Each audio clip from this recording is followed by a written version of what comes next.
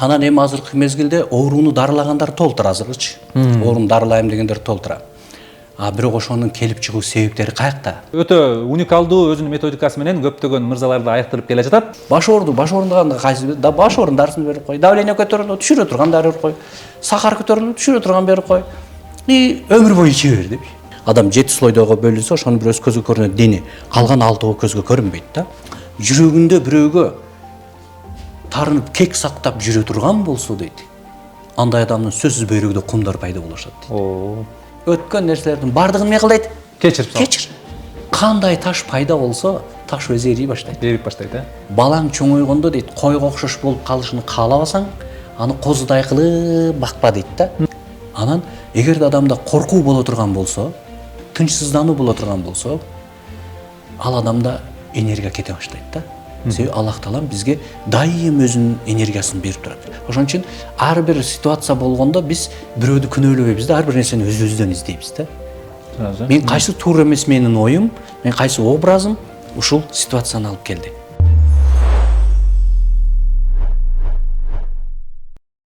Саламатсыздарбы, урматтуу менин YouTube каналымдын көрүүчүлөрү. Аты жөнүм Асхат Айсаракунов. Бүгүн биздин студияда, менин каналымда конокто Кыргызстандагы өтө оригиналдуу сексолог, уролог, гирудотерапевт, психолог жана ошондой эле фитотерапия менен алектенип иштеп, үзүрлүү эмгектенип 25 жылдан бери Кыргыздын нечендеген мырзаларын, нечендеген эркектерин сонун кылып дарылап, койкойтуп кетирип жүргөн биздин агайыбыз Мырзарайым Тойчубаев конокто болмокчу. Агай өтө уникалдуу өзүнүн методикасы менен көптөгөн мырзаларды айыктырып келе жатат. Андыктан биздин эфир бүгүн өтө кызыктуу болот деп ойлойм. Суроолоруңуздар болсо, биздин агайыбызга болгон суроолоруңуздар болсо, албетте билдирүү жазыңыздар. Видеону аягына чейин көрүңүздөр. Саламатсызбы агай? Кандайсыз? Саламатчылык. Иштериңиз жакшыбы? Кудайга шүгүр, жакшы. Жакшысызбы? Акырын жакшы. Агай, эми сиз өзүңүз баштаңыз. Эми жакшы бир мен билгенден сиз ошол канча жылдан бери бир өтө сонун башкача бир методика менен башка дарыгерлерден өзгөчөлөнгөн бир өзүңүздүн сонун методикаларыңыз менен дарылап келе жатасыз. Көптөгөн үй бүлөлөрдү дагы балалуу кылып, аларды дагы ушул үй бүлөсүнө кубанч тартуулап жүргөнүңүздү да билем. Ошондой эле чөп дарылар менен айыктырасыз. Ошондой эле көптөгөн мырзалардын өзүңүз айтмакчы крышаларын жаап, сознаниясындагы мусорлорун тазалап келе жатасыз, өзүңүз айткандай. Мына ушул жөнүндө деги эле ушул өзгөчө бир башкача методика менен дарылап келе жатканыңыздын себеби эмнеде?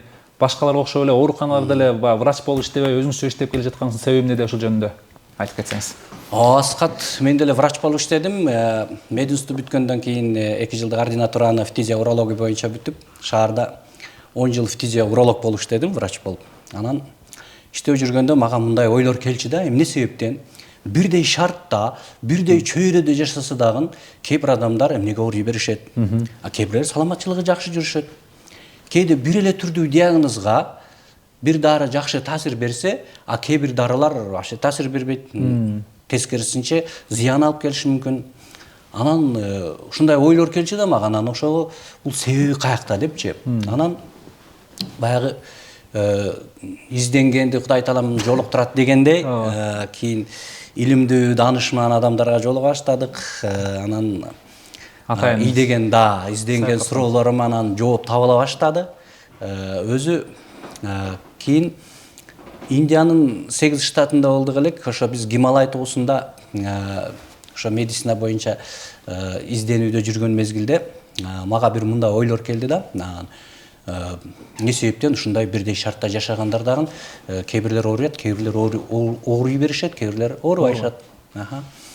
Анан өзү адам Асхат өзү 7 слойдон турат экен. 7 слойдон турат экен.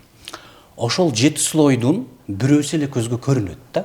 Дене. Ал денебиз, биздин телобуз көзгө көрүнөт. Адамда 6 нерсе, 6 катмар, алты катмар талаа бул көзгө көрүнбөйт да.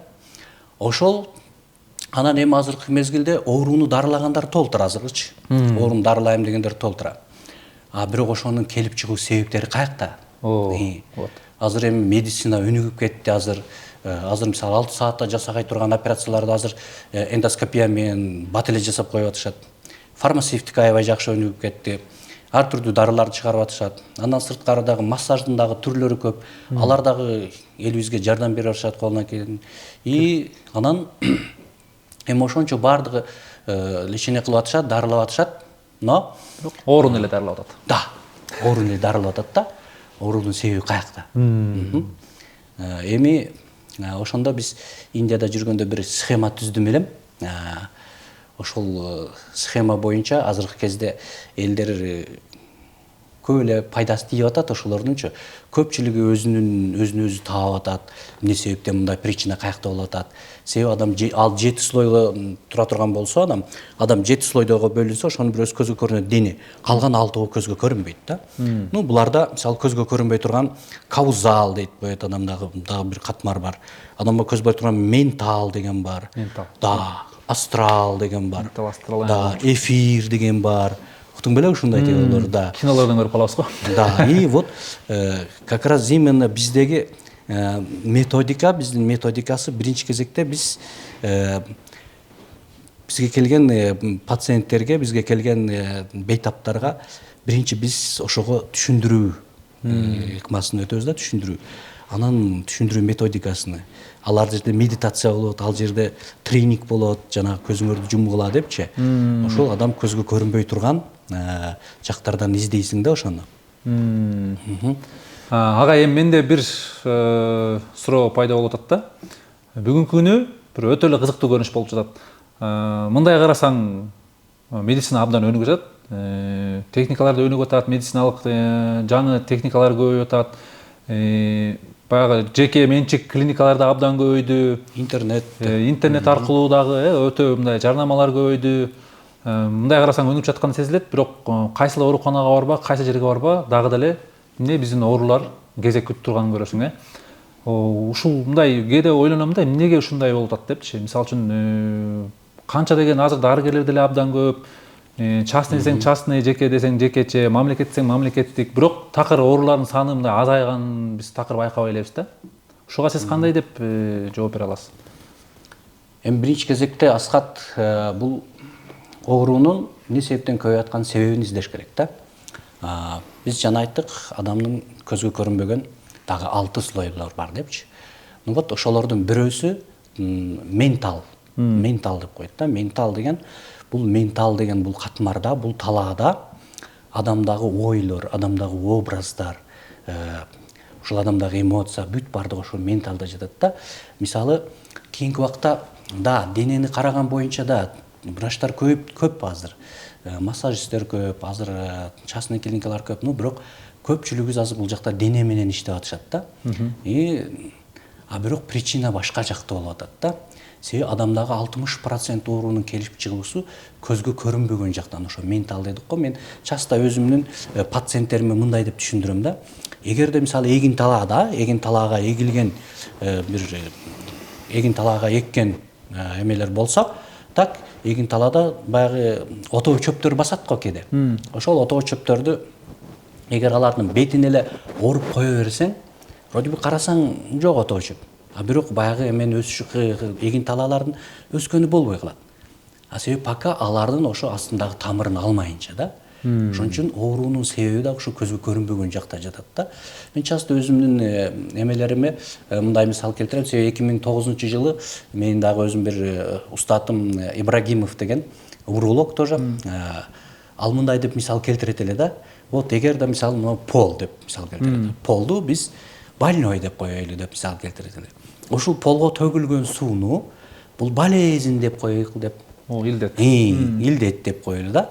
Эгерде суу полдо төрөлсө, полду эмне кылат? Ширитет. Аягында жараксыз калат. Ошондой эле оорудагы адамда болсо, ал дагы сөзсүз түрдө адамга зыян залакасын тийгизет.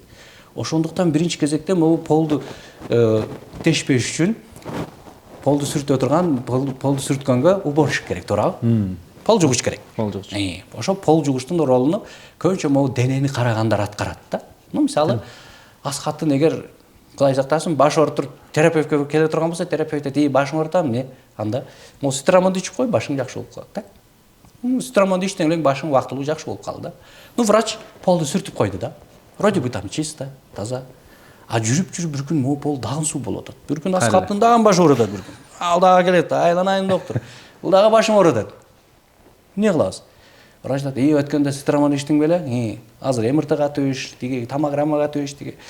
Анан айтат, азыр өткөндө ситрамон ичкен болсоң азыр андан күчтүүрөөк дары бар. Тримол деген депчи. Вот, тримол ичип коем. Ошону ичип кой. Аны ичип койдуң, аны дагы башың жакшы болуп калды. Мындайча айтканда, врач уже 2 жолу полду сүртүп койду да. Бизди мединститутта биз 7 жыл бою мындайча айтканда, могу полду сүрткөндү үйрөндүк да көбүнчө. Баш оорundаганда кайсы да баш оорун дарысын берип кой. Давление көтөрүлдү, түшүрө турган дары берип кой. Сахар көтөрүлдү, түшүрө турган берип кой. И өмүр бою иче бер депчи. Ушул дарылар. Себеби бир дарылар бир жака пайдасы болсо дагы экинчи жака аябай зыян да. Мисалы, аналгин баш оорун токтоткон менен ал жүрөккө зыян. Аспирин канды суйулткан менен ал ашказанда жараны пайда кылышы мүмкүн. Нестероидный препараттар бар. Алар дагы противовоспалительный, алар дагы ичкенден кийин алар ичегилерде жараны пайда кылышы мүмкүн. Кээ бир антибиотиктер боор менен бөйрөктү нагрузка кылат. Мына азыр карасаң канчалаган көпчүлүгү уже бөйрөгүн боорун алмаштырганы эме кетип атышат. Себеби бир дары бир жака пайда болсо экинчи жака зыян болушу мүмкүн. Ошон үчүн биринчи кезекте асыкат оорунун себебин издеш керек да. Мындай караганда Каяктан суу төгүлөт? Каяктан биринчи кезекте могу суу каяктан болуп атат? Деп эч ким Бул ойлонбойт. суу болсо эле полду биз сүртөбүз, бул суу каяктан болуп атат деп себебин карайт. Оказывается, көрүш керек. Дейт, оказывается, тиякта кичинекей отверстие бар турбайбы? Ошол жактан тамчы тамып аткан турбайбы? Ошондон биринчи кезекте каякты жабыш керек. Кыршан жабыш керек. Кыршан жабыш керек. Могул жакты жапсаң, могул жак кайта лужа болбойт да. Эми бул крыша деген эмне деген? Мисалы, мен уролог болуп иштеп жүргөндө кээде адамдардын бөйрөгүндө таш пайда болуп келет да, таш менен. Уролог болуп иштеп жүрүп, таш болуп келгенде, бирок эгерде чоңураак таш болуп, баягы эмелерге, мочеточный эмелерге тыгылып кала турган болсо, обычно врачтар көбүнчө эме кылат көбүнчө бизде кесиш керек. Кесип, сындырып, талкалап. Операция кылыш керек. Эгерде чоң таштар болсо, операция кылыш керек да. Эми врач өзүнүн милдетин аткарып атат. Мен деле 10 жыл врач болуп иштедим. Канчаларда операция кылдык да. Врач кесет, ташты алып чыгат дагы айтат.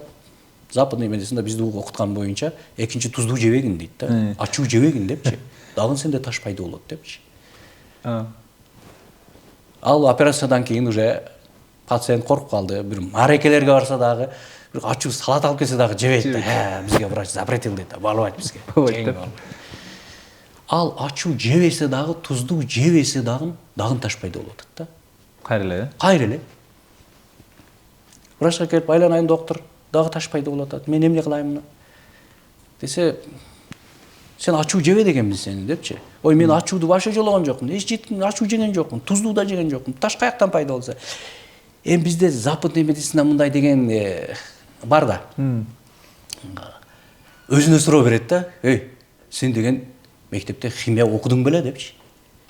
Окудум беле десе, сенде калийдин иону бул жака келиш керек болчу. Натрийдики бул жака, фосфордуку бияка, азоттуку бияка. Сенде зат алмашуу процесси бузулду.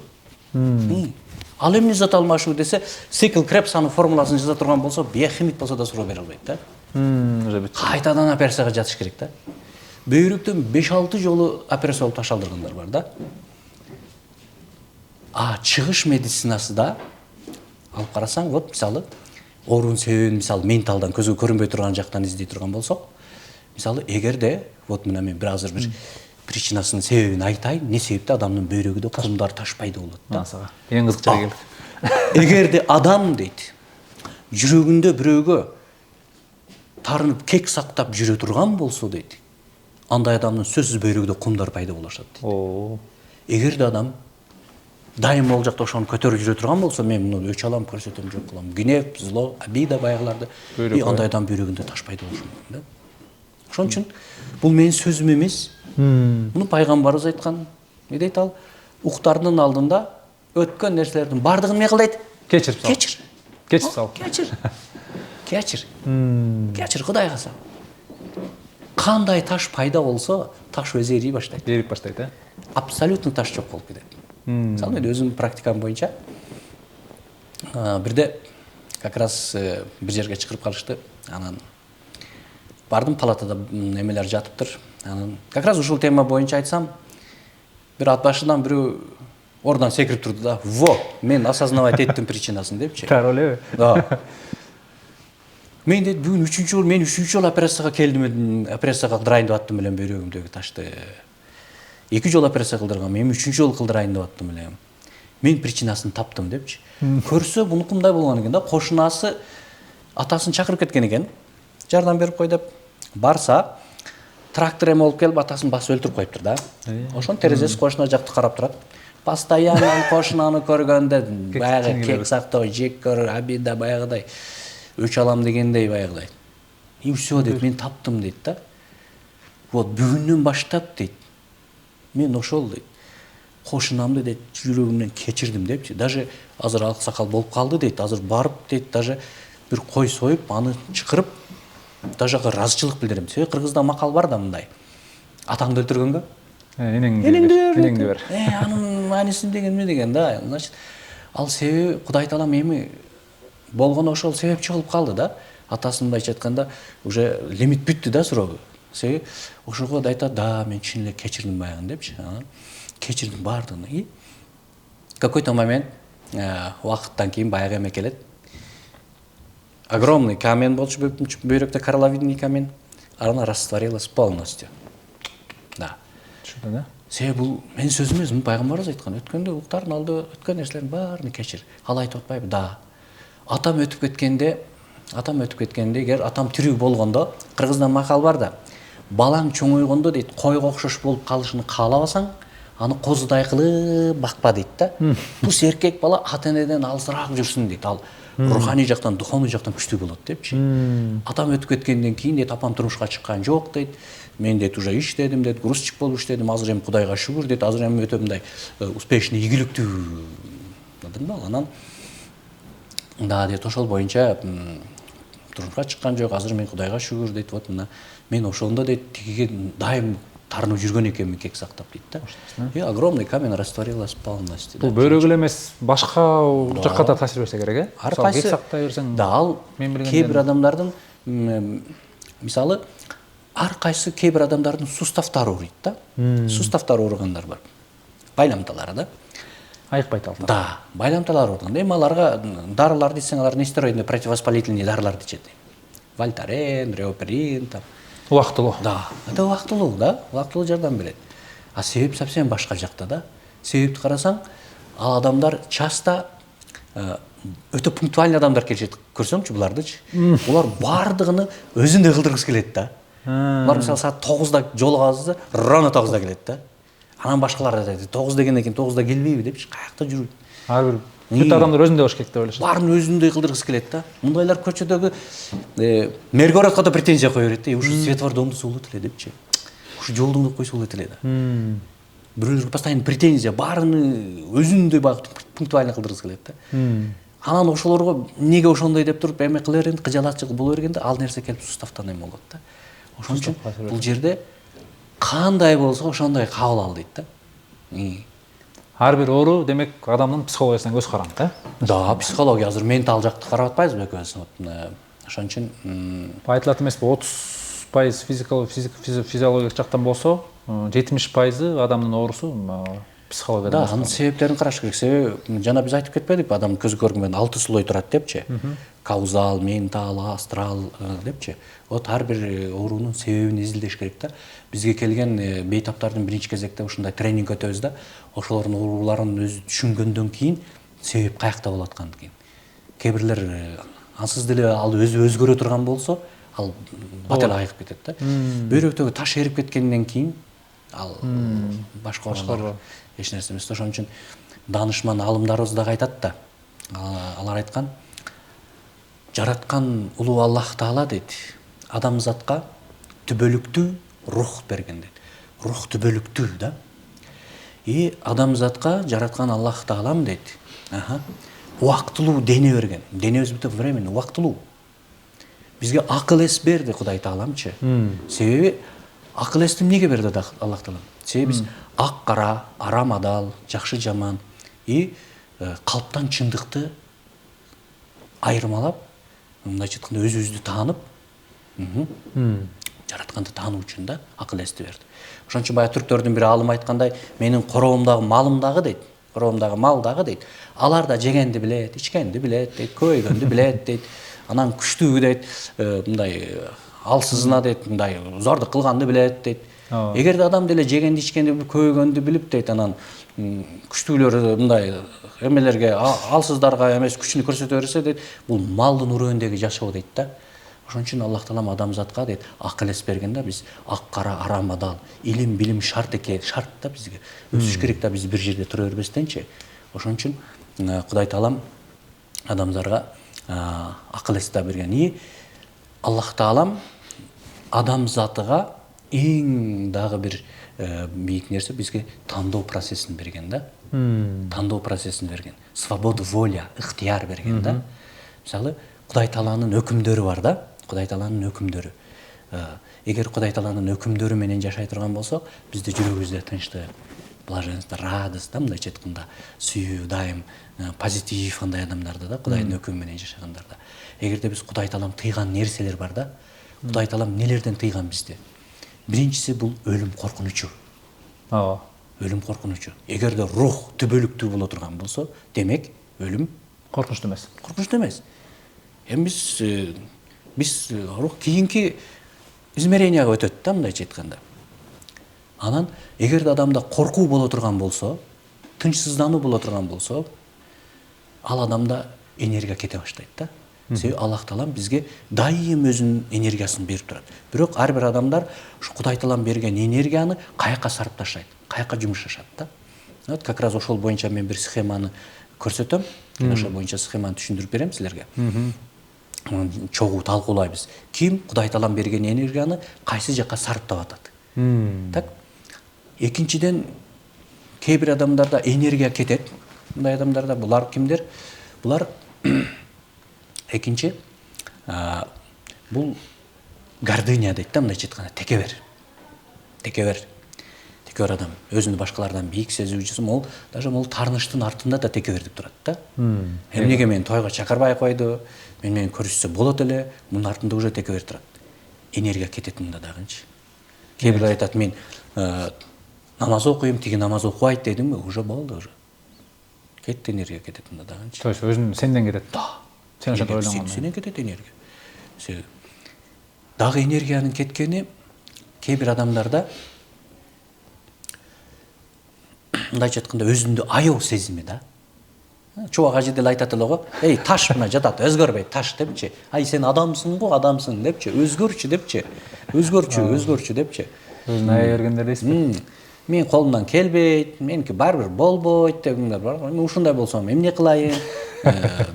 Ушундай болсом эмне кылайын? Да, ушундай жаралып калыпмын да, эмне кылайын эми? Булар ушундай адамдар дагы мындай ооруга көп чалдышат. Да, буларды бүт оору чалдыгат буларга. Эми баягы схема боюнча бергенде сонун болмок да. Жок, буюрса ошол схемаңыздан да биз кийинки көргөзгүчтүстө өзүнчө тартып бере алам да.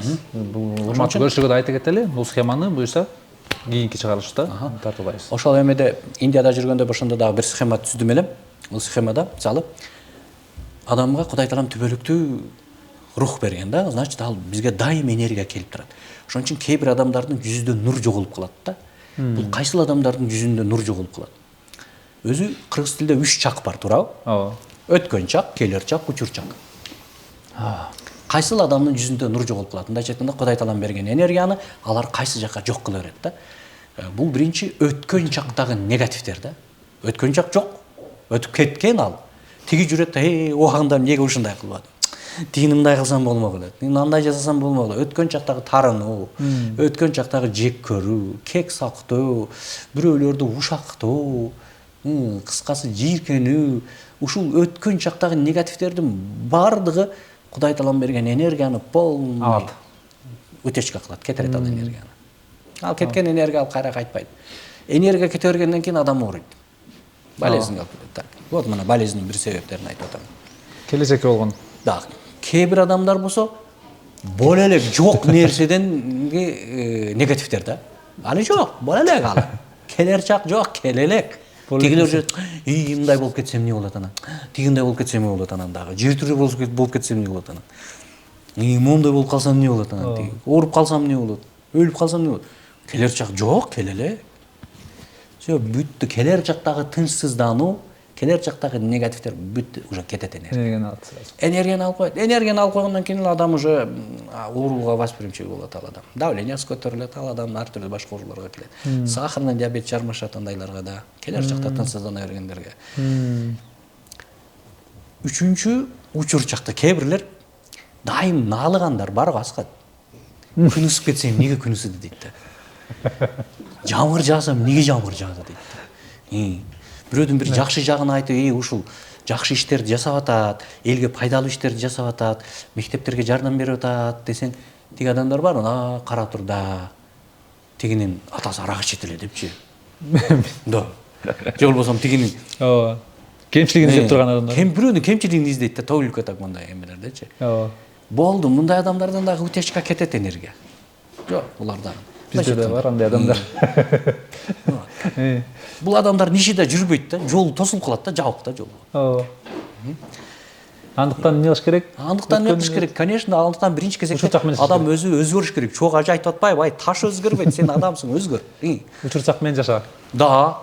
Азыркы момент менен, Өткөн чактагы эмелерге биз ыраазы болуш керек. Өткөн чакта кандай эмнелер болуп кетсе дагы, өткөн чактагылар бизге опыт берди, бизге тажрыйба берди да. Ошон үчүн биз аларга ыраазы болушубуз керек. Иншаллах деп коюш керек да. Өткөн чак өтүп кетти. Ага мен сен опыт алдың, сен тажрыйба алдың. Мунун аркасында жакшылык бар деп. Да, мунун артында жакшылык бар. Себеби бычакты деле жыгачкандай кылсаң ал курч болбойт. Бычак курч болуш үчүн катуу кайракташ керек да. Ошон үчүн канча кайралган. Да, Кудай таалам дагы курчту да күчтүү адамдарга ошондой күчтүү сыноолорду берет да. Ал өткөн чактагы эмелер бардыгы бизге опыт тажрыйба берди. Ошон үчүн өткөн чакка ыраазы болушубуз керек. Өзүбүздүн белиштей жерибиз бар. 4 мезгилибиз бар. Кааласаң жаз, кааласаң кыш, кааласаң жай. Шүгүр деп жашаш керек. Шүгүр деш керек, Кудайга шүгүр деш керек. Ошон үчүн сансыз кылым ала тоосун мекендеп, сактап келген биздин ата-бабалар. Ошо ата-бабаларга терең ыраазычылык билдиришибиз керек да. Ата-бабалардын алар телосун таштап кеткен менен алардын руху түбөлүктүү да, рух тирүү да. Ошондуктан ата-бабаларыбызга дуа кылышыбыз керек. Мына азыр жаз келатат, ата-бабалардын эмесине баг отургузубуз керек. Садака бериш керек. Эгерде ата-бабаларына ыраазы болуп, дуа окуп, мына жаз келатат мөмөлүү дарага отургузган адамдарда, аларда мощный дух болот да. Аларда ишеним болот да. Алар анча нерселерден коркпойт да алар. Келер жакка кээ бир кыжаалат болгондорго аны өзгөртүш керек, аны жакшы жакачы. Бүтө турган иш болсо кыжаалат болбо дейт. Бүтпөй турган болсо эч кыжаалат болбо депчи. Тим более бүтпөй турган иш. Ошондон келер жакка жакшы ниет кылыш керек. Кыжаалат болбостон жакшы ниет кылыш керек. Бир мезгилде бир убакта могу телефон болгон эмес. Бирок ушу телефон бир адамдын образында элесинде болгон. Мына азыр биз колдонуп атабыз. Бир убакта Стив Джобстун, Да. iPhone чыгаш керек деген, Да. Бир убакта телевизордо болгон эмес, ал да бир адамдын образында болгон колдонуп атабыз. Ошондуктан азыр угуп отургандар болсо, ким эмнени образ кылган болсо, азыр ошого жетти. Мисалы, ким кандай машинени образ кылсаңар, анын маркасын, эмелерин образ кылып кое бергиле. Себеби мен азыркы өзүм тренингде өтүп аткан балдарга мындай эме өтөм да. Ар бир силердин ойлоп койгон ой, образыңар элесиңер, бул жараткан Аллах Таалага болгон SMS деп айтам да. SMS. Сен бир машинаны образ кылып койдуң, уже Кудай Таалага кетти SMS. SMS кылып коюп туруп, артынан анан болбойбу дебеш керек да. Күмөн болду, бүттү SMS-иң жоколуп кетет. Кудайга тапшырып кое бер. Ошон үчүн мисалы мектепте двоечник болуп окубай жүргөн балдардын азыр ийгиликтүү го көпчүлүгү. Ошолордун SMS-и сонунда. Алар SMS кылып коет, артынан бирок күмөн санабайт да. Болот дейт. Болсо экен, болсочу дебейт. Болсо экен, болсочу деген бул адамдагы желание да. Болот деген бул потребность болот да. Болсо менде ушундай нерсе болот. Бирок ошо боло турган, образ кыла турган нерсең, ал өзүңдүн личный выгодаң үчүн болбош керек да. Чтобы ал аткарылыш үчүн, ал боло турган нерсе айлана чөйрөгө дагы пайдасы тийиш керек да. Пайдасы тие турган. Ошондо биздин кылып койгон образыбыз аткарылат. Да. Себеби бул иннамал амалу бинният дейт да, эмеде дагычы, хадисте дагы биздин ар бир ишибиздин жыйынтыгы ошо биздин ой образыбызга жараша алат да. Биздин ниетибизге жараша алат. Эмнени эксең, ошону аласың дейт да. Эгерде бизде Кудай Тааланын өкүмдөрү бар да, мисалы вот, Кудай Тааланын өкүмдөрү. Ишеним, биринчи кезекте адамда ишеним да. Ишеним деген бул жараткан Кудай Таала менен мындайча айтканда байланыш да. Зикр да, байланыш вот. Ошон үчүн биз Кудай Тааладан келген энергияны мындайча айтканда ошону айланага берүү менен кайрадан эле Кудай Таалага беребиз да. Жок дегенде материалдык жардам менен, же физикалык жардам менен, же жакшы сөзүбүз менен, же жок дегенде жылмаюу менен да. Жылмаюу да садака. Садака берем. Да. Ошон үчүн кээ бирлер азыр Кыргызстанда карасаң, кээ бирлер ушу жылмайганды да бергиски келбейт да. Жылмайга садаканы айт деңиз. Да, ошондой айт. Ооба, Мен мен биякта- жылмайып койсоң канча, көңүлүң көтөрүп койсуң. Биздин балабыз эмеден Японияда баягы ковид болгондо 2 жыл келбей калды эле да, 2 жыл Кыргызстанга келе албай калган. Кыргызстанга келип дейт, аэропортко түшүп, түп карасам калпакчан кыргыздар жүрөт. Жанагылар дейт, Японияда баары жылмай жүрөт экен дейт да. Байгылар көрүп, айт кандайсыңар байгылар жылмайсам дейт. Бирөө келип тур дейт, эмне? Экөөбүз тааныш белек депчи. Анан жок Кыргызстанга келдим десем менен, деп дейт. Ошон үчүн бул жылмайуу да садака. Да, Кудайдан келген жакшы энергияны хотя бы жылмаюу менен айланага бериш керек да. Ал нерсеге кайтат. Ошон үчүн келер жакка жакшы ниет кылабыз бүгүндөн баштап. Ошо кылган ниетибиз биздин өзүбүздүн кызыкчылыгыбыз эмес аскы. Ошол айланага пайдасы тийиш керек да. Биздин жаратылышка, адам затына пайда бере турган болуш керек. Ошондо биздин СМСибиз бул бат аткарылат. Вот бул жерде бир секрет. Анан ошон үчүн учур жакка Кудайга шүгүрүш керек. Эртең менен турдук, көзүбүз көрүп атабы? Кудайга шүгүр. Басып жүрөсүңбү? Кудайга шүгүр. Туалетке барып заар ошаттыңбы Кудайга шүгүр? Да. Бейиштей Кыргызстан деген жерде жашап атабызбы? Кудайга шүгүр. Ибрахим сүрөсүнүн 7-аятта Кудайга шүгүр келтиргендерге Кудай Таалам дагы көбөйтүп берем дейт да. Вот ошон үчүн баягы Италиядагы баягы чал айтат го. 93 жаштагы чал баягы аппаратта 5 күн аппаратта жаткандан кийин врачтар айтыптыр да, эми сен бизге 5000 евро төлөп кой депчи, баягы миллионергечи. Десе чал отуруп ыйлаган экен да, тиги врачтар келип туруп, эмнеге ыйлап атасың, 5000 еврого ыйлап атасың десе, жок, мен миллион деле берет элем. Бирок мен ушул азыр 93 жашка кирдим. 93 жыл мага жөнүгүн дем алдырып, ушундай жакшынакай жерде жашатып, ушундай даражага алып келген жараткан Кудай Таалага мен ыраазычылык айтпапмын депчи, ошого ыйлап отурам депчи. Ошондуктан ар бир Кудай Таалам ыраазы болгонго андан да көбөйтүп берет экен да. Бул Ибрахим сүрөсүнүн 7-аятында айтат: "Ла ин шакарат мелазидан", деп. Силер мага шүгүр келтирсеңер, андан да көбөйтүп беремин депчи. Эгерде биз наалый турган болсок, анда биз жаза алабыз да. Жаза, наказание, оору, же болбосо материалдык жактан минуска кетишибиз мүмкүн да. Ошондуктан келер жака жакшы ниет кылабыз, өткөн чакка ыраазы болобуз, учур чакка Кудайга шүгүр айтып ыраазы болобуз. Вот ошондо бул адамдын жүзү нурдуу болуп турат. Бунда утечка энергия кетпейт. Мен дайым каалайм ушу адамдар баардыгы ушундай эмеде жүргөнүнчү. Ошон үчүн мунун өзүнүн эмеси бар, методикасы бар. Кантип могу подсознаниядағы, мурда бизде жаш бала кезинен подсознанияда калып калган кээ бир эмелер жатат да. Ошолорду кантип алып чыга турганын өзүнүн техникалары бар. Сиз ошол тренингтерде? Да, ал тренингтерде болот да. Жакшы. Сиз ошол тренингтер менен ошо азыр ушул канча жылдан бери эле жакшы тренингтер кылып келе жатасыз да, тынбай эле? 2009-жылдан бери өтүп келатам да. Анан сизден ошол мен билгенден эле ошо канча деген группалар чыкты, канча деген балдар чыкты. Ошолорун сиз азыр айта кетсеңиз, бир ошол эмне деген оорулардан сакайышты, мисал менен бир жалпы жонунан болсо делечи. Кандай оорулардан ошол сиздин ошол подсознаниясын оңолгондон кийин, ушундай методикадан кийин өздөрүнүн өзү эле дарысы жок эле, дары дармексиз эле сакайып кеткен оорулардан бир мисалдап бир айтып кетсеңиз кичине. Андайлар толтура. Себеби биринчи адам өзү ошону аңдап билиш керек да, осознанность билиш керек да. Вот оказывается мен тияка бирөөгө жүрөгүмдө кек сактап жүргөн экенмин. Бүгүндөн баштап мына кечирдим мен. Ыраазы болдум. Бөйрөктөгү таш эрий баштайт да. Дароо. Мисалы кээ бир адамдар бар, өзүн өзү жей берет да. Эмнеге ушундай кылдым, убагында мындай кылыш керек эле, жийиркенет. Вот буларда часто ашказанда жара болот.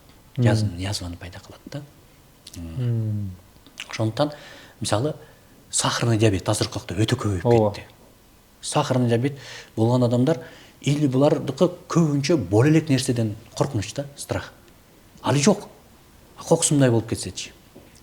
Анан алар часто өзүгө подсознанияга, биздеги сокур сезимге мындай деген дагы негативди киргизет да. Эми бул дүйнөнүн таттуу мага калбай калды. Бул дүйнөнүн ширини калбай калды. Жосом бир чоң иштерин иштеп жүрүп иштен кетип калганда часто, же крупный банкрот болуп калган мезгилде, же болбосо бир жакын адамдан айрылып калганда адам ушундай эмени киргизет да, өзүнөчү мага бул дүйнөнүн таттуу калбай калды, бул дүйнөнүн ширини калбай калды. И все, вот ошондо подсознание адамды ширинди адамдын өзүнүн ичинен чыгарып коет да. Сырттагы ширинди жей албай калат. Эми биз кийин баягы духовный жакка өткөн мезгилде анан мен бул боюнча кеңири түшүндүрөм. Себеби бул боюнча жана көзүңөрдү жумгула деп биз баягыда эми өтөбүз да, тренинг өтөбүз да. Ошондо адамдар көпчүлүгү түшүнүшөт да. Кайсы жерде именно кайсы мунун туура эмес негатив ою ушул ооруну алып келди. Или боло элек нерседеги кыжалакчылык, страх. Вот тоже сахар көтөрүлөт. Сиз эми ошондо азыркы учурда бул жагы түшүнүктүү болду, психологиялык жактан баягы адамдардын подсознательныйсын иштеп атасыз. Бирок ошол эле учурда дары-дармектерди да кошосуз да дарылообузга, же дары-дармеги жок эле азыркы учурда ушул бир гана ушул подсознание менен гана айыктырып коюп атасызбы? Бизде укол сайбайбыз. Бизде таблетка да бербейбиз. Укол таблеткалар бир жака пайдасы, бир жака зыян. Фитотерапия биз колдонобуз. Дары чөптөрдү колдонобуз. Сүлүк курт. Гирдотерапия беребиз. Бул жерде бизде массаждын түрлөрү бар. Висцеральный массаж, бул жерде массаждын точечный массаж, иглотерапия. Кыскасы аны да колдонобуз да. Көбүнчө сиз менин байкашымча мырзалар эле эмес, айымдарда дагы баягы лекция өтүп, айымдарга дагы ушул кичине бир психологиясы менен, подсознание менен иштеп жүрөсүз, Себеби да. Себеби аялдарда азыркы кезде дагы аялдарга дагы сабак өтүп турабыз. Негизинен аялдардагы оорулар, мисалы женский оорулар дагы ошолордун биринчи кезекте себебин издейсиң да. Ар бир адамдыкы өзүнчө да. А кээ бир адамдарда, мисалы, адамдардагы миома да. Миома. Мисалы, эмеде жатында эт өсүп кеткендер бар да. Эт өсүп кеткендердин буларда часто мындай адамдагы туура эмес ой ушуга алып келет да. Бул эски өтүп кеткендеги тарныштар да.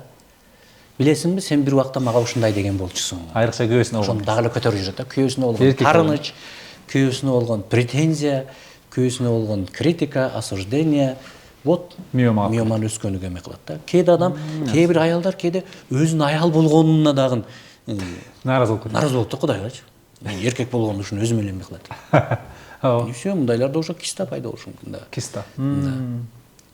Эркекке болгон жийиркенич, эркекке болгон терс көз караштар уже ал бардыгы бул сезгенчке, аял немен сезгенчке алып келет. Жатын ооруларга, Жатын ооруларга, аялдарга. Женский жактан, Да. Кээде кээ бирлерде төрөттөн коркуу дагы бул турбалардын жагылып калышына алып келет. Алдын ала, баягы келечек болгон. Келечекте боло элек нерседен коркунуч да. Кандай болуп калат, мындай болуп калат, коркунуч. Сиз ушундай нерсе бар? Кээде, бул эми лекцияда сабакта өтүлөт да. А эркектер болсо эркектер наоборот. А эркектер эгер аял затына болгон терс көз караштар боло турган болсо, аял затына жийиркене турган болсо, аял затына жек көрө турган болсо, осуждение, претензия, все, ал эркектик проблема башталат ал. Тоже, потенция менен, Причина каяктан болуп атат. Аял затына болгон. Эми муну деле биздин алымдарыбыз деле, данышман алымдарыбыз деле айтат го. Эгер кабырга моундай болсо, дейт, кабырганы түздөйм дебе дейт да, сынат дейт. Ошон үчүн аял кандай болсо ошондой кабыл ал да.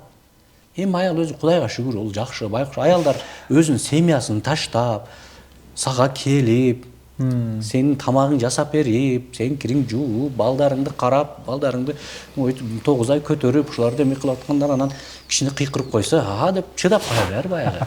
Бул жерде баягы эме деген бар го. Мидин албайт дейсиз. Же Байдылда Сарнабаевдин бир жакшы эмеси бар да. Анан дейт, бирөө эме айтып берди эле, акын дейт, отурса дейт, бирөө келип дейт, ушундай жаман сөздөрдү айтып атыптыр да. Аял, бирөө тиги спокойно отурат экен да, тигичи. Күлүп коюп отурат экен. Спокойно, эч кандай эме жок, кыжалакчылык жок, жана күлүп коюп атат. Баягы сүйлөп атат дейт, жаман сөздөрдү айтып атат, жийиркеничтүү, ыплас жаман сөздөрдү айтып атат. Тиги күлүп коюп отурат дейт да. Бул жакта бирөө байкап турат дейт да. Эгерде мага ушундай жаман сөздөрдү айтканда, азыр мен муну таш менен башка урат элем. Мага ушундай сөздөрдү айтканда тиги стол менен башка чапмакмын. Бул кандай жөн эле отурат, спокойно эле отурат.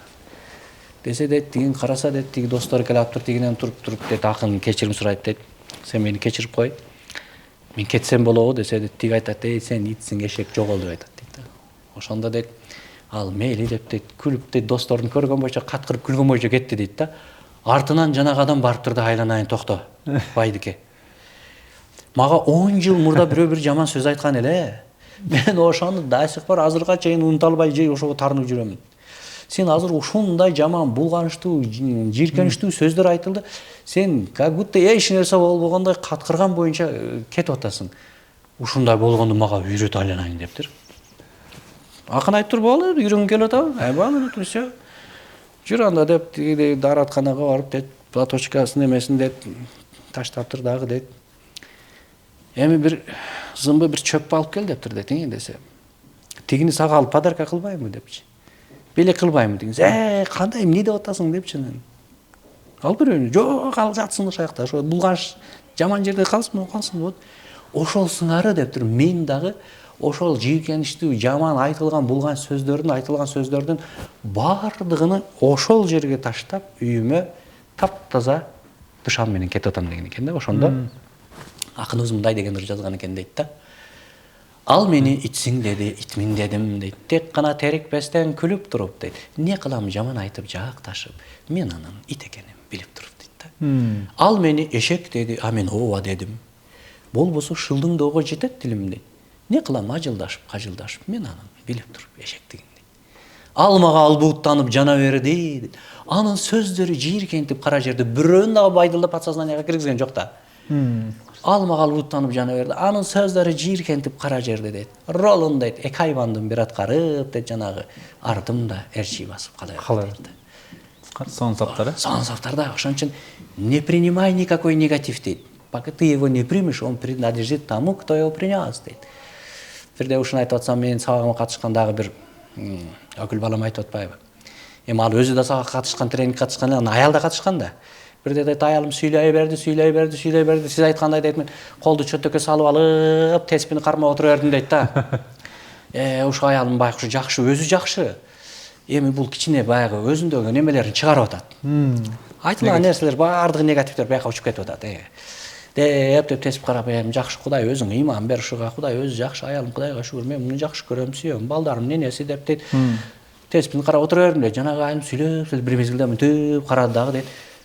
Эч кандай өзгөрүү жок го сага. Сен азыр жанагы байка айткандай азыр байдылданын ырын эстеп коюп отурасыңбы дейт да. Айттым, ооба десем, Гүлүйдү. ой, мен анда сүйлөбөйм сага дейт. Ай молодец десем, сүйлөбөйм, бүттү мен сүйлөбөйм деди дагы дейт. Анда бир чай койгон десем, чай коеюн а. Деп анан каткырып өзү күлүп берди депчи. Ошон үчүн бул өтө көп жакшы жардам берет да. Ошон үчүн карап экен да, бирөөлөр бирде мен айтса, сен ал адамды айтасың да, бул өзү эмес мунун. Бул эгомотив сүйлөп атат депчи. Адамда ошондуктан адамда 5 эгомотив бар. Бизди жараткан Кудай таала менен тоскон 5 эгомотив бар да. Бул биринчиси өлүм коркунучу. Экинчиси өзүнүн аяоо сезими.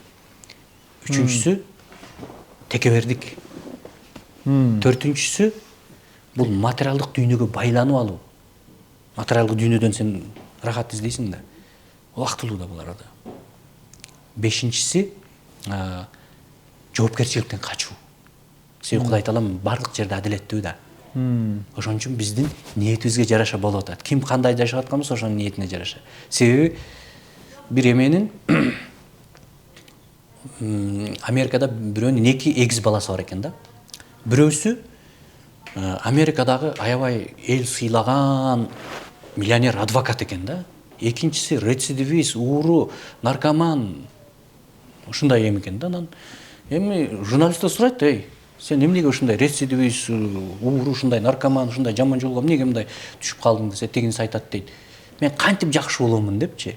Ата-энем күндө ичсе, күндө үйдө жаман тополоң болсо, жаман жолдо жүрсө, ошону көргөн мен кантип жакшы боломун депчи. Анан экинчисинен сурап тур барып. Сен кандай эл сыйлаган адвокат, миллионерсиң. Сага ким түрткү болду ушундайга десе, ал айтыр, конечно, мен ата-энемде депчи. Ата-энеме мен терең ыраазымын. Десе, себеби ата-энем үйдө ичет эле, уурлук кылат эле, жаман жолдо жүрөт эле. Ошолор бардыгы мага сабак болду да депчи. Ошолор мага сабак болду да депчи. Мен ошону көрүп туруп, ал жолду тандап алган жокмун депчи. Мен башка жолду тандадым. Эгерде ата-энем ошондой болбогондо, мен мүмкүн жаман игроман болуп кала элем. может мен андай жаман жолго түшүп калам, может мен ичип кете белем ана деп.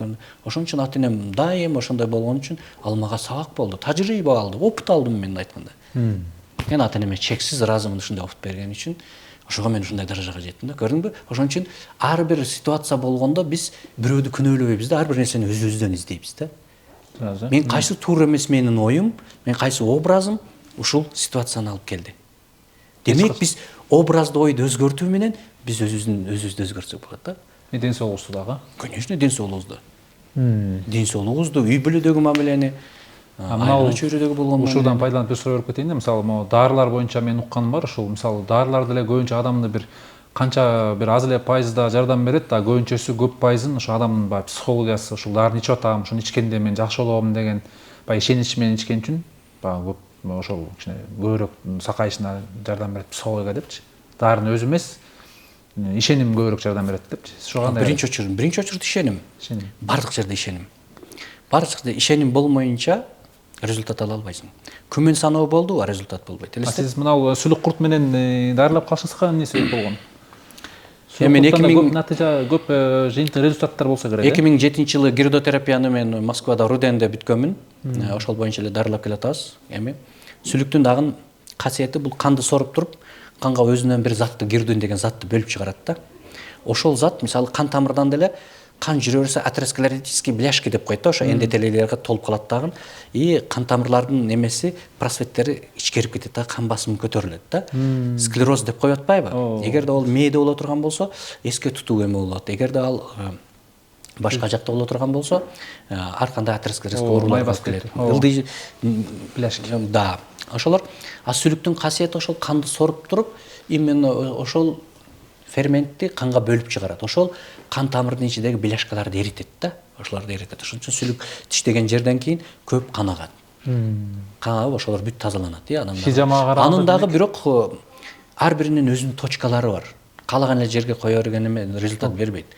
Анан ошондуктан сүлүк бир жолу эле коюлат.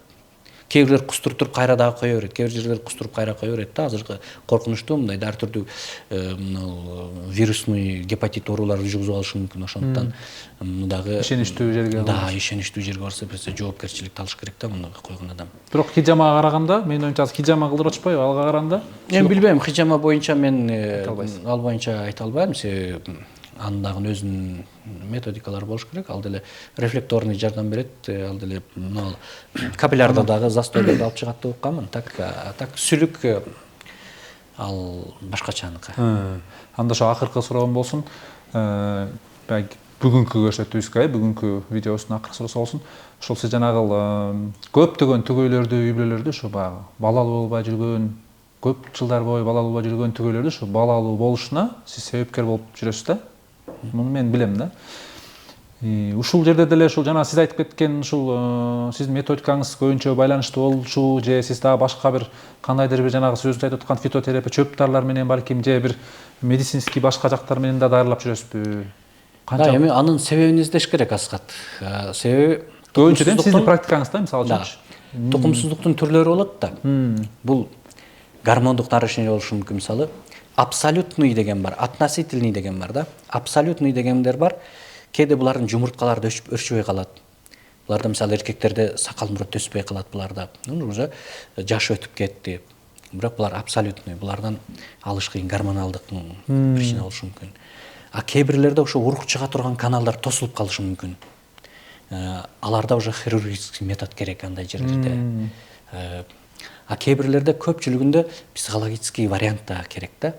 Себеби баягы төрөттөн коркуу часто аялдарда да. Төрөттөн коркуу дагы бул дагы часто выкидышка алып келе берет.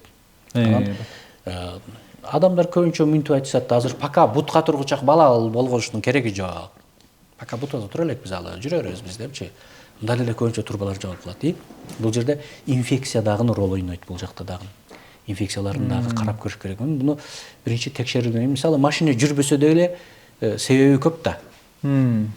Может бензин жок, может аккумулятор, может мотор дегендей адамда дагы психологический, гормональный, сосудистый, неврологический, железо внутренний секрет. толтура причиналар бар. Психосоматика. Ар кандай болуп кеткен, Да, ошонун себебин таап туруп, ошону устранять эткенде гана ийгиликке жетебиз да. Негизинен биякта дагы ишеним болуш керек да, ишеним болот.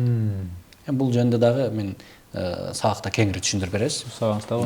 Анда ушун менен бүгүнкү видеобузду жыйынтыктап туралы. Урматтуу биздин YouTube көрүүчүлөр, менин YouTube каналымдын катталуучулары, агайыбызга болгон сиздерде бир кызыктыруучу ушундай бир сексолог, уролог агайыбызга болгон бир кызыктыруучу сурооңуздар болсо, албетте билдирүү жазганды унутпаңыздар. Сиздердин сурооңуздарга сөзсүз түрдө биз кийинки жумада, кийинки көрсөтүүбүздү тартабыз. Ошондо агай өзү жооп бермекчи. Андыктан суроолоруңуздар болсо жазыңыздар.